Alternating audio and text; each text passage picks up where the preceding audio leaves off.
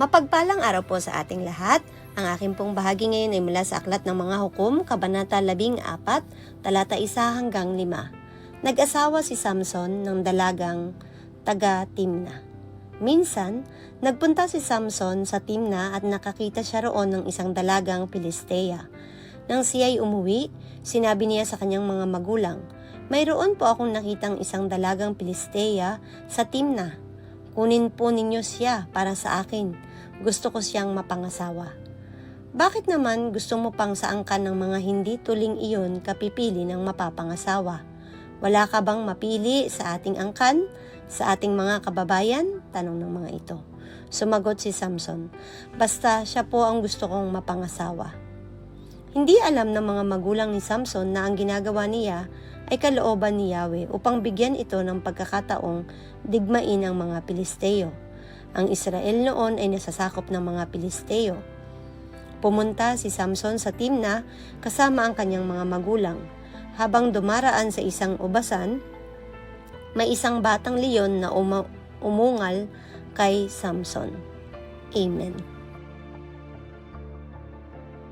Magandang araw po muli sa ating lahat. Samahan niyo po akong muli sa pagbabahagi ko ng salita ng Diyos. Sinasabi po dito sa Aklat ng Mga Hukom, Kabanata 14, versikulo 6 hanggang 10. Pinalakas siya ng Espiritu ni Yahweh at niluray niya ang leon na para lamang isang bisirong kandil. Ngunit hindi niya ito ipinaalam sa kanyang mga magulang. Pinuntahan nga ni Samson ang babae at kinausap. Lalo niya itong nagustuhan. Pagkalipas ng ilang araw, nagbalik siya upang pakasalan na ang babae. Pagtapat niya sa pinagpatayan niya noong leon, naisipan niyang tingnan ito. At nakita niya'y isang malaking bahay ng pukyutan sa loob ng katawan ng napatay niyang leon. Sinalok niya ng kanyang kamay ang pulot at kinain, saka nagpatuloy sa kanyang lakad. Pagbabalik niya, inuwian pa niya ng pulot ang kanyang mga magulang. Kinain naman nila ito, ngunit di alam kung saan galing. Hindi sinabi ni Samson na yaon ay galing sa katawan ng napatay niyang leon. Tulad ng kaugalian, 7 araw na naghanda si Samson sa bahay ng kanyang mapapangasawa. Ito po ang salita ng Diyos. Amen. Ang Aklat ng Mga Hukom, Kabanata 14, versikulo 11 hanggang 15, at ang sabi, pumunta ang ama ni Samson sa bahay ng magiging manugang niya, at doon ay nagpapiging si Samson. Ayon sa kaugalian nila na dapat gawin ng isang nobyo.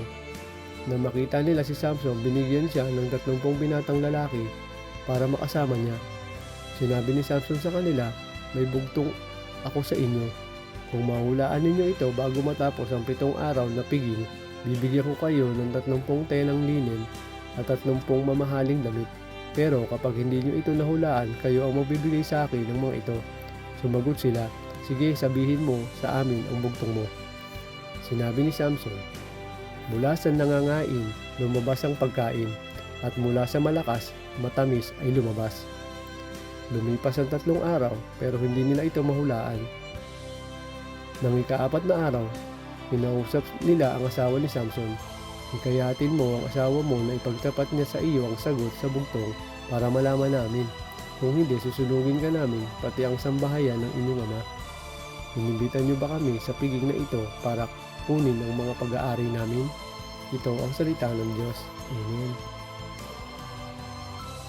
Our devotion for today is from the book of Judges, chapter 14, verse 16 to 20.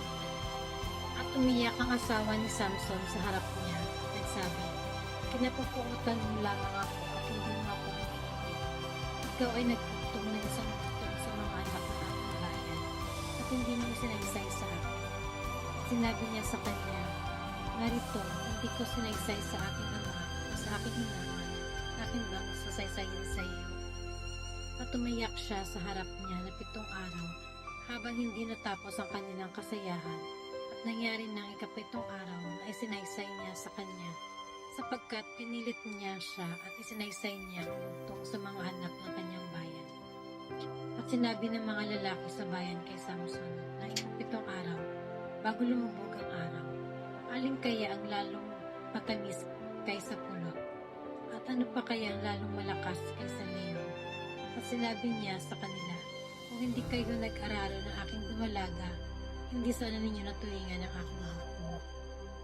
At ang Espiritu ng Panginoon ay makapangyarihang sumaksa kanya. Siya'y lumusong sa Askalon at pumatay ng 30 lalaki sa kanila. At kinuha ang Samsam sa kanila at binigay ang mga bihisan sa mga nakaturing ng bugto at ang kanyang galit ay nagalab at siya'y umahon sa bahay ng kanyang ama. Ngunit ang asawa ni Samson ay binigay sa kanyang kasama na siya niyang inaaring parang kanyang kaibigan. This is the word of God.